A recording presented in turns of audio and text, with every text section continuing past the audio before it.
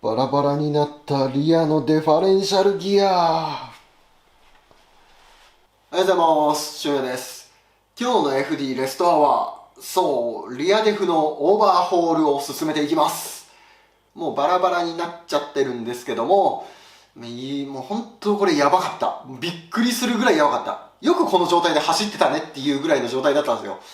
でも想定外に想定外のことが重なった結果、最初考えてた動画の作りとは全然違う感じになっちゃうなと思って、オープニングを撮り直ししています。この後時間軸少し戻って、まっさらな状態、まだ分解されてない状態から本編スタートするんですけども、今回の動画はこのリアデフのフルオーバーホールに向けた分解の動画です。もうフルオーバーホール、全部バラバラにして、一から全部組み直します。それを踏まえた上で本編、どうぞ。車から下ろしたまんまの状態です。これ1号機のリアデフです。ちょっと塗装ミストとかがかぶっちゃって汚くなっちゃってるんですけども、こんな感じ。結構ね、このサビがすごいですね。ケースのサビが。この辺はまだ大したことないかな。シール、ここのガスケットですね。これ多分一回開けてるんだと思うんですよね。塗料ついちゃって分かりにくいですけど、半透明なね、シールついてるんですよ。純正でこの透明なやつってメーカーなかったはずなんで、多分これワコーズとかのシールなんじゃないかなって思ってるんですけど、何か作業するといえば、車外の LSD に変わってるのかなっていう。そんな気はしないでもないですけど、走行テストとかしたわけじゃないんで、このデフが使えるか使えないかがわからないんですけど、デフがそこまでダメになるっていうこともないと思うんで、一応今回の予定としては、蓋を開けてみてギアが欠けてないかとか確認して、問題がなさそうであれば、オイルシールとか交換して、デフケースをきれいに塗装してっていう形で考えてます。それじゃあまずは分解からやっていきます。デフのマウントバー外しちゃいます。よいしょ。ちなみに今回デフマウントのブッシュ、これの打ち替えもやります。これ中にね、オイル封入されてるブッシュなんですけども、これもう破れてね、中のオイル出てきちゃってる。で、この辺が滲んで、油吸ったような感じになっちゃってるんですけど、これも今回打ち替えます。さあ、どうなってるでしょうか。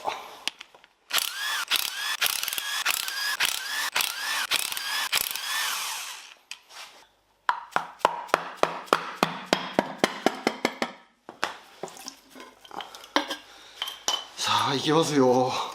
せーの、ほい。LSD だ。やっぱり LSD だよ。はい、中身こんな感じです。めっちゃ綺麗。オイル焼けとかもなくて、すごく綺麗。オイルの状態はね、あんまり良くなかったです。なんかヘドロみたいにこうくっついてるのあると思うんですけど、これ、液体ガスケットを噛み砕いて、オイルと混ざったような感じのやつです。グリースみたいな感じになってるんですけど、多分液体ガスケット塗りすぎ。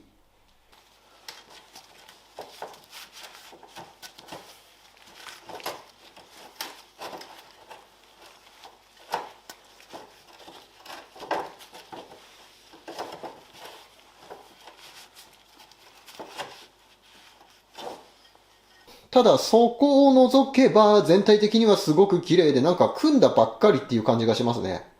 全然オイル焼けもないし、すごく状態良さそうに感じます。で、はかけもなさそうだし、掃除すれば多分これは使えますね。問題はうちのかみさんが LSD でいいって言うかどうかか。言ったらそれ何ってなるから何も言わずにこのまま乗っけちゃおうかな。あれでもそうすると2号機、こっちどうなんだろう。こっちもちょっと分解してみます。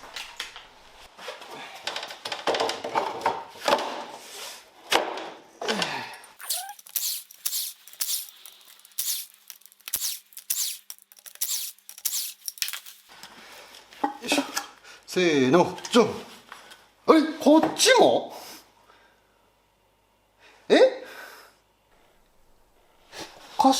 あれなんだな。まあでも、同じのが入ってるわ。ほら、プレートがついてて、同じ形状のデフ。はい、とりあえずちょっと気になってもう一回調べ直してみました。マツダの純正はやっぱトル線で合ってました。ヘリカルギアがついてるトル線の LSD で、メーカーがねどこなのかなと思って全体的にチェックしてみたんですけど、メーカーの刻印とかもないし、あとはこの見た目ですね、イ肌がこうガサガサしたような感じのこのデフのケース、これちょっと特徴的だなと思って画像検索で調べてみたら、どうやらこれねマツダスピードの LSD っぽいんですよね。他のメーカーのやつだとこれ削り出しでここツルッツルだったりとかして見た目が全然違ったんで、特にクスコの LSD なんて見た目ね特徴的だから、多分これマツダスピードのやつで間違いないと思います。まあ開けてみないと分かんないっていうか、開けても中にメーカーの刻印あるかどうか分かんないんですけど、とりあえず勘で今直感的に分かるのは多分そんな感じで、 LSD が入ってるとなると、まあ、街乗り不便かなとも思いつつ、でもマツスピのはそんなにトルク高くないから、低血力が強くないから、街乗りでも割と使えるっていう風にも書いてあったし、まあどうしようかなと悩んだんですけど、結局乗るのかみさんだからかみさんに相談します。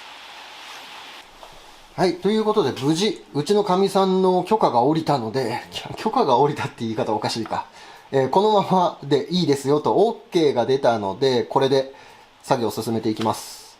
でまあパッと見た感じね、めっちゃ綺麗なんですよ。組んだばっかかなっていうぐらい綺麗。ほとんど乗ってなさそうなんですよね。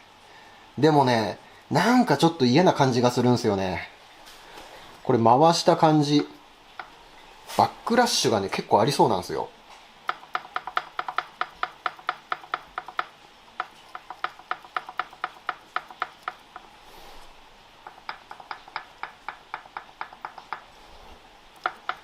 なんかちょっとやばそうな気がする。組んだばっかでこんなにバックラッシュあるっていう感じ。回してる感じがね、なんか違和感がある。何って言われると分かんないんですけど、なんかちょっと重たいような、なんかちょっと刃当たり悪いのかな、もしくはベアリングの隙間調整してないのかなとか、なんかそんな感じがする。まあ思い過ごしだったら全然いいんですけど、なんか嫌な感じするから念のためバックラッシュと刃当たりだけチェックしておきましょう。それで問題がなければこのままいきます。これでゼロに合わせてこのギアのガタつきをチェックします。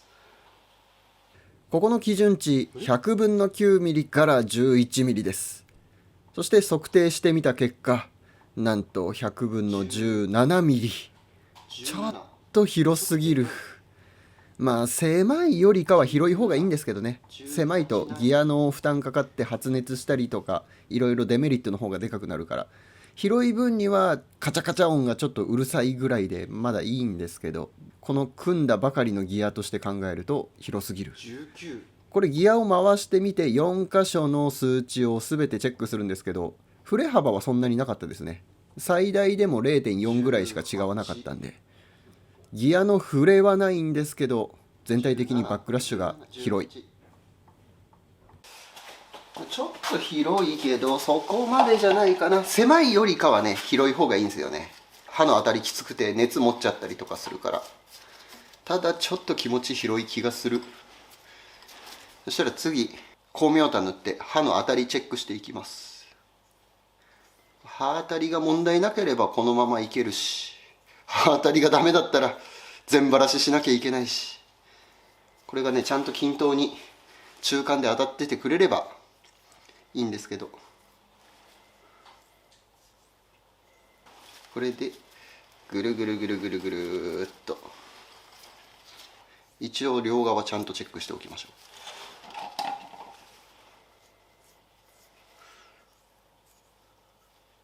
これでまたぐるぐるぐるぐるぐるっと。さあどうだ。あついででにちょっとじゃあバック側の当たりもチェックしてみよう。今のね進行方向側だったから、ちゃんと行きと帰りと両方の刃当たり見ておきましょう。ああひでえな当たり最悪。よくこれで走ってたねっていうぐらい当たりがひどい。これ奥の方で当たってるの分かりますか？ちゃんと面で当たってないというか、中間で当たってないというか。本来こんな感じで刃の全体真ん中こんな感じで当たるのが理想なんですけど、もう奥の方でしか当たってないですもんね。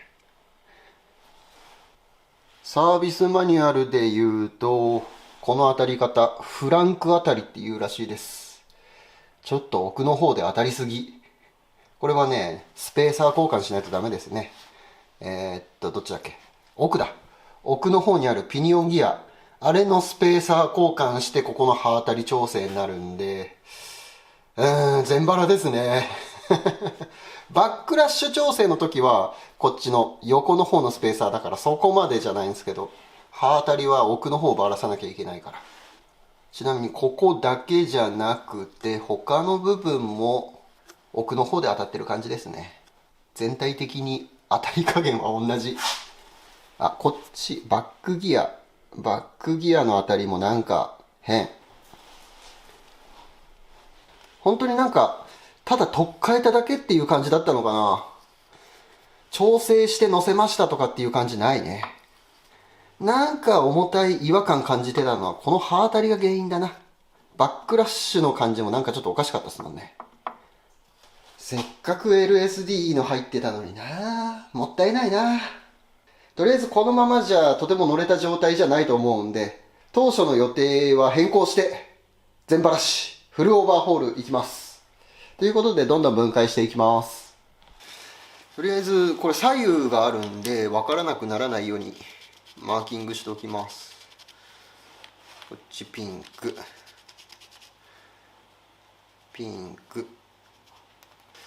白。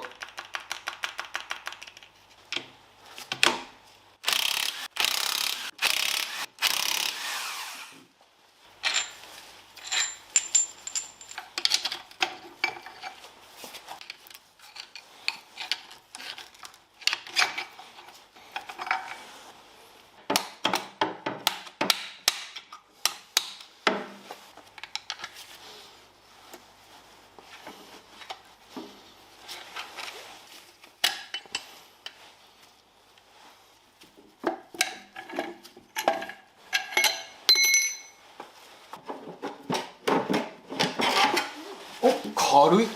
だいぶ軽くなった。やっぱ中身が重いんだね。ケースは意外と軽いです。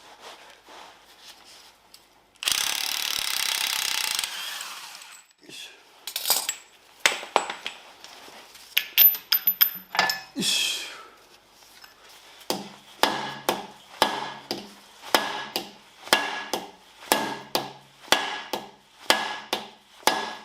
抜けないね抜けないね。仕方ない。プレスかけるか。抜けるかな。あ、来た。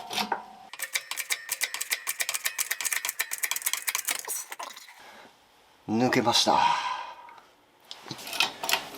このままベアリングも抜いちゃいます。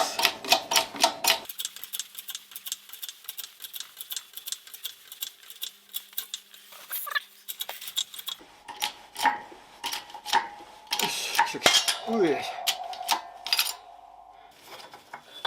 いしょ、取れた。はい、ギアが取れました。はい、ということでベアリングまで外し終わりました。ピニオンギア、スペーサーでベアリング、ディスタンスピース。これがこういう順番でシャフトに入ってました。このディスタンスピースはこうやって潰れることによってこのベアリングに余圧をかける、プリロードをかけるためのこうスペーサーみたいなやつです。ギアの刃当たりはここのスペーサー、このスペーサーの厚みを変えることによってピニオンギアがこっち側に行ったり、こっち側に行ったり、位置を調整できるようになるんで、ここのドライブギアとの刃あたりが調整できると。そういう感じです。で、今回のは刃あたりがフランクあたりだったんで、このカラーを薄いやつに交換しなきゃダメですね。でもベアリング変えるから多分、ここのスペーサーの厚みまたそれで変わっちゃうんですけど、一応これを基準に薄い方と厚い方と用意して組んでいくような感じになるかな。外したベアリングはあんまり状態良くないです。若干こう筋みたいな線というか、こんな感じになっちゃってます。多分締め付けの感じとかプリロードの感じもあんまり良くなかったんだろうな。で、こっちのベアリング。サイド側のベアリングもあんまり状態良くない。なんかね、サビみたいな、なんか傷でもないけど、なんかちょっとサビっぽいのがいますよね。まだね、こう、リテーナーつけて回した感じ、シャーシャーも言わないし、そこまで悪くはなさそうなんですけど、なんかちょっとこのサビみたいの気になるし、手で回した感じ、若干ゴリゴリ、たまにいるんですよね。ということで今回ベアリングもフルで交換。オイルシールも交換。ディスタンスピースも交換。ギアの刃当たりとか調整するためにこのカラーも交換。フル交換ですね。完全なるオーバーホール。そんな感じになります。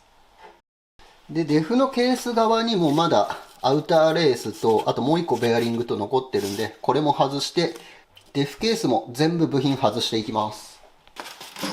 よいしょ。よっこいしょいしょ。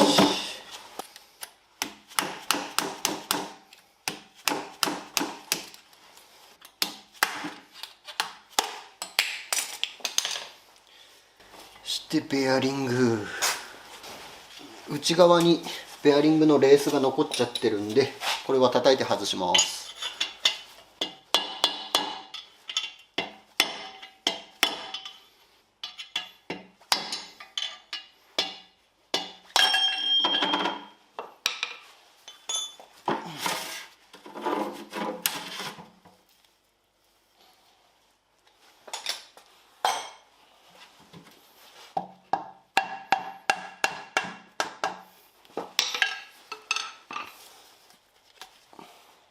デファレンシャル分解終了。すべての部品を外し終わりました。これで全部の部品です。部品の数はそんなに多くないですね。ただ仕組みがちょっとめんどくさい。この辺の刃あたり見たりとかバックラッシュ見たりとか、組み立てるのがめんどくさいですね。バラすのはそんな難しくないと思います。で、あとはシール交換したりベアリング交換したりなんですけど、ベアリング、こんなことになると思ってなくて注文かけてなかったんで、これから注文かけます。届くのにね、ちょっと時間かかるみたいなんで、今日はこの後、デフの塗装、ケースが汚いので、このケースきれいにして、で、部品も一個ずつ洗浄して、次、組み立てができるようにやっていきたいと思います。とりあえずちょっと油でギットギトなんで、ケースきれいに洗います。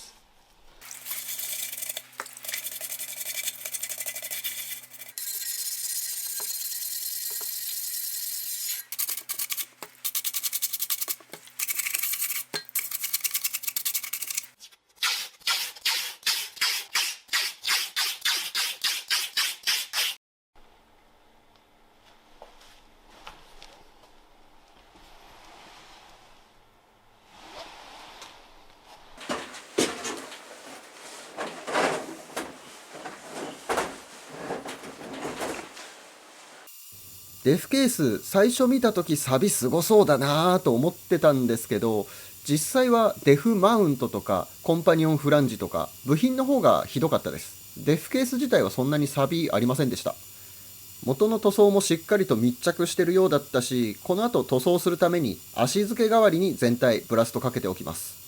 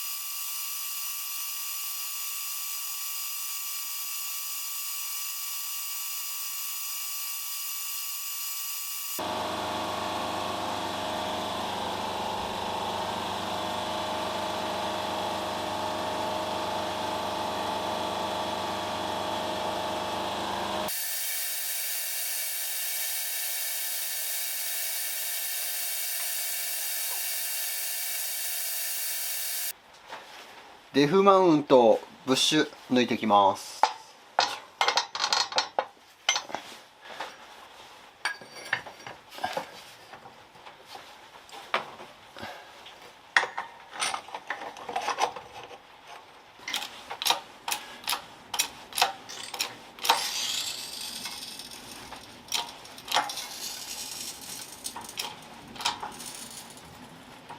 かな。よ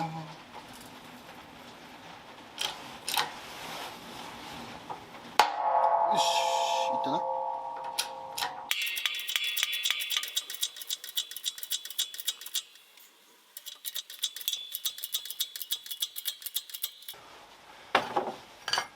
し、取れました。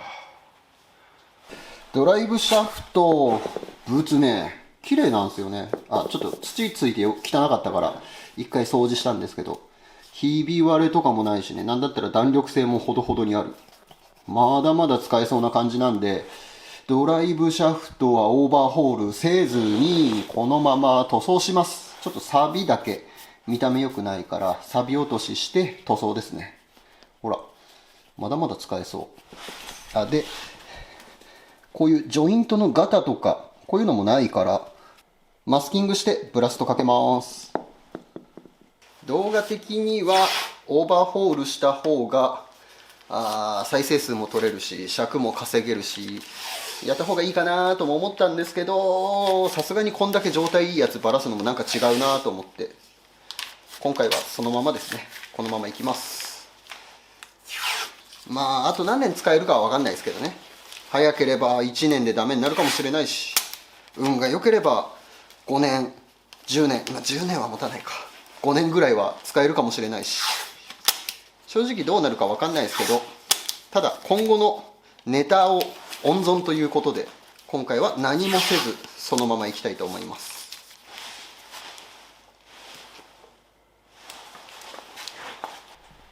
ビフォーアフター綺麗に落ちた。こっち手で触るとねガッサガサ、こっちはガサガサしない。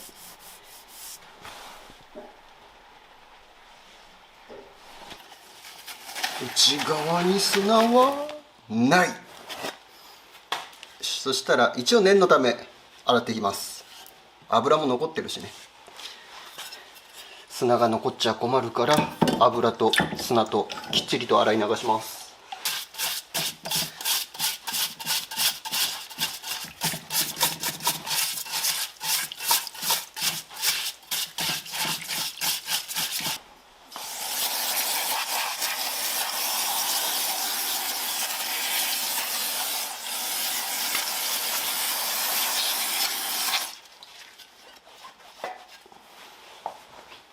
はい、ということで塗装する準備ができました。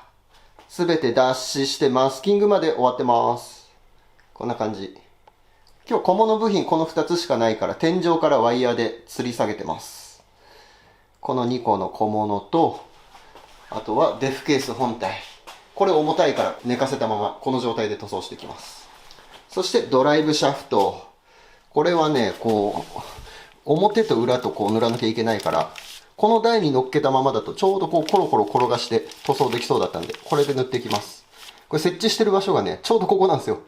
シャフトのブーツン部分で乗っかってる状態だから、こういう風に転がしながら塗装していきます。で、塗装方法はいつも通りですね。必殺サビ封じ塗って、黒いサフェーサー塗って、今回はクリアまでいこうかな。黒いベースカラー塗ってクリア塗装でツヤツヤに仕上げたいと思います。それじゃあ塗装していきます。お待たせいたしました。塗装隊行ってみよう。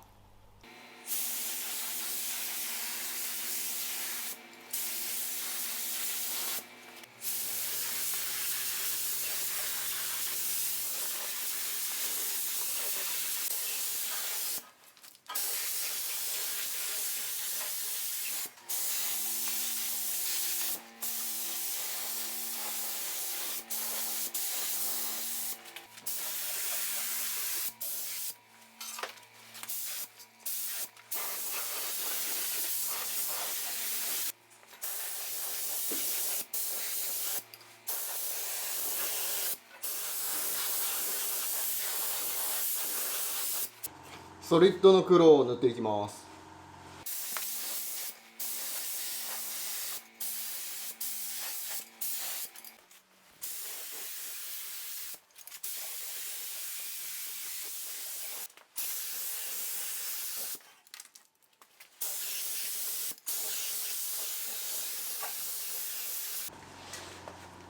ラストクリアです。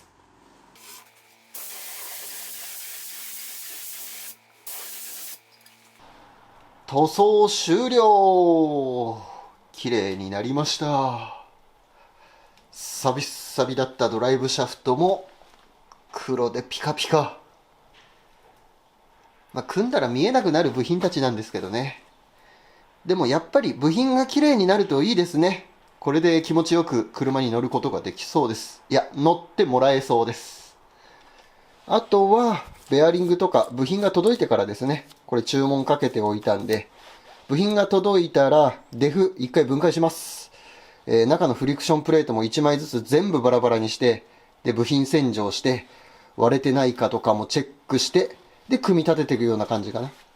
プレートがね、デフオイルとガスケットが混ざったようなグリスっぽいのでもうギットギトになってるんで、これも全部1枚ずつきれいに洗っていきます。で、組み立てですね。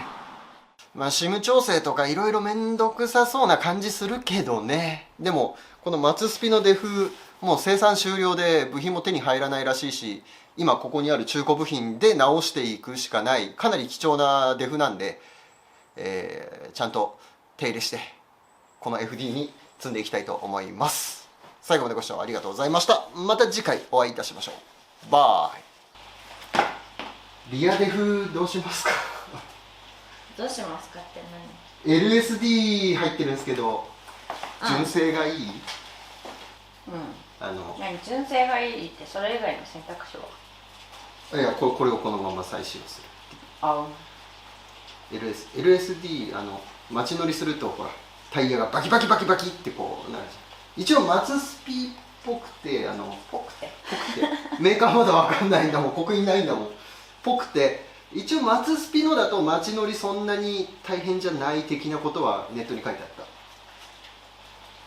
た。ただこれが本当にマツスピかが分からない、で1号機これだったから2号機も開けてみたら2号機もまさかも同じのがついてるという。両方とも同じだから多分オーバーホールするんだったら2個でどうのこうのができるんだけど、街乗りの便利さを考えれば多分純正の方が楽、トル線だから。どうしてもほらタイトコーナー現象でこうハンドル全開切るとこうザッザッザッザッザッって進むから、あの感じがどのぐらい出るかがわからない。とりあえずこのまま乗ってみるのもありだし、これでなんか微妙って思うんだったら後々どうにかするし。そうだね、どっちでもいいよ。とりあえずこのまま行く？行く？いいんじゃない？サスペンション変えたりとかして車高を落とすと足のストロークが短くなるじゃん、そうするとコンビニ入る時とかにこう片輪浮くじゃん、インプレッサーもよく浮くじゃん、あの時にこれ片方のタイヤ浮いたら空転して進まなくなるから、インプレッサー4駆だからいけるけど FD、FR だから片方浮いたらもう終わりなのよ。だから入ってればコンビニの出入りとかでカメさんになることはちょっと免れるかな。完全にカメになったら無理だけど、それはね、そう片輪だけだったらまだ可能性はある、純正はもう完全に回っちゃう、進まなくなる。そしたらそのままでいいじゃん。やっぱそうなる必然的に車高を落とすしね、コンビニの出入りとか駐車場の出入りで片輪浮いた瞬間終わりってなったら嫌だもんね。じゃあこのまま行くか。これで乗ってみて、もし効きが強すぎるっつうんだったら後でまたやるよ。そうね。でも両方同じって面白いね。違うメーカーの入ってるんだったらね、まだあれだけど好みの問題だからね。ある意味直す時に部品ないって困らなくて済むかな。もうこれ生産終了で手に入らないんだって。中のプレッシャープレートとかオーバーホールキットも全部ないんだって。だから現物あるやつで直していくしかないんだと。